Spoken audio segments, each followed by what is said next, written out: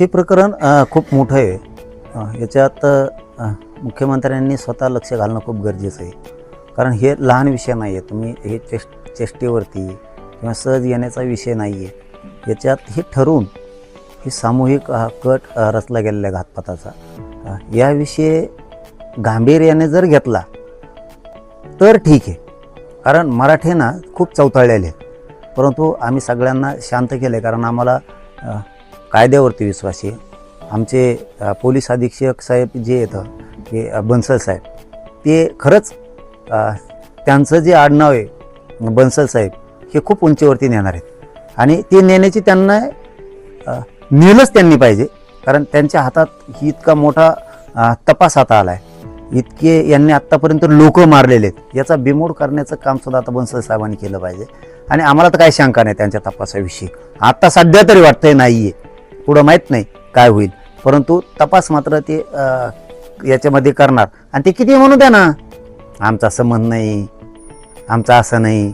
आता ते बीडचा कांचन का काय कोण तो म्हणतो समजा की बाबा जी भेट झाली त्या भेटीचं अर्थ अनर्थ केला, आणि कुठं कटात आणि त्या षडयंत्रात आमचा काही संबंध नाही आहे, तर बोललेली क्लिपच आहे, ते मीडियाच्या बांधवाला आम्ही देऊन टाकतो। आणि काय करायला पाहिजे SP साहेबांनी, यांचे सगळे डमडाटे सुद्धा काढले पाहिजेत, कारण ते त्यातले नंबर छाटणं खूप गरजेचं आहे। बरेचसे याच्यामधले यांचे कॉल डिटेल, आता ह्यो 5-6 दिवस फरार का होता? ह्यो जर चोर नाहीये, ह्यो जर चुकीचा नाही, तो बीडवाला कांचन का काय, मी फरार का होता?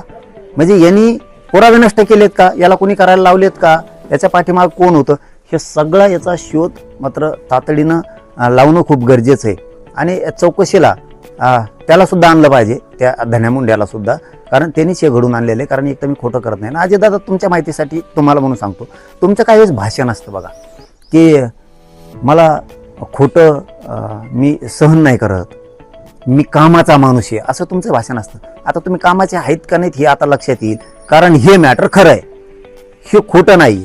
मी तुमच्या विरोधात बोललो नाही, फडणवीस साहेबांच्या बद्दल बोललो तर आरक्षणाच्या बद्दलच बोललो असतो, शिंदे साहेबाबद्दल बोललो तर आरक्षणाच्या विषयातूनच बोललो असतो, अजितदादांच्या बद्दल बोललो असतो तर आरक्षणाच्या विषयातून बोललो असतो। तर या विषयात आम्ही आणखीन बोललेलो अजितदादा तुम्हाला नाही, त्याचं कारण असं की तुम्ही आता त्याच्यावर पांघरून घालायचं जरा कमी करा। नसता तुम्हाला वाटत असन सत्ता आहे आमकाय तमकाय, 2029ला तुम्हाला इतकं महागात पाडील मी की पुन्हा मग ते बोलता सोय नाही, कारण तुम्ही ज्या लोकांकडे लोकच नाहीत असे लोक घेऊन संघ पाळताय, मराठ्यांच्या विरोधात काम करताय, ते घातपात करायला लागलेत आणि त्यांचे पाठराखण करणार। संतोष भाई देशमुखांच्या प्रकरणात सुद्धा तुम्ही असंच केलं, तुम्ही महादेव मुंडे भाई यांच्या प्रकरणात तुम्ही असंच केलं, त्या महादेव गीते यांच्या प्रकरणात असं बियाणे का काय, अहो शेकडो प्रकरणात तुम्ही किती दिवस झाकेणार अजितदादा? म्हणून मी आणखीनही तुम्हाला बोललेलो नाहीये, तुम्हाला फक्त माझी एक सूचना आहे की तुम्ही त्याच्यावर पांघरून घाल नका, त्याला चौकशीला पाठवा। आणि तो कुठं लपलाय ना, काय लपवतो रे ह्या गाड्या, तो म्हणला ना नार्को टेस्ट करायची, आता कुठे गेला खरकाट्या, कुठं लपतो? चाल इथं पेड नाही, इथं नार्को टेस्टला निघायचं, आता शानफाना करायचा नाही, कशाला त्या गोरगरीब वंजाऱ्या रस्त्यावर उतरतो? तू पाप करणार आणि त्यांना फेडायला लावतो का? आता ओबीसीला मध्ये आणतो कशाला? याचा अर्थ तू त्यांना रस्ता रोक करायला लावला, याचा अर्थ तू दोषी। तू दूध का दूध पाणी का पाणी होते, चाल त्या नार्को टेस्टला तिकडं, त्या नळ्यात जाऊन बसू आपण कोणत्या आहेत त्या मशीन मध्ये, चल लपू नको रे, तुला सुट्टी नाही आता, तिकडं चल। मी माझ्या मराठा समाज इतका चौतळ्याला असून शांत केलाय, कारण इथं आता दूध का दूध पाणी का पाणी होणार आहे। तू अर्ज लवकर कर, तुला सांगतो लपू नको तिकडं, अजितदादाच्या पादराच्या आडून घे, इकडे अर्ज कर, नार्को टेस्ट कर, चल लवकर।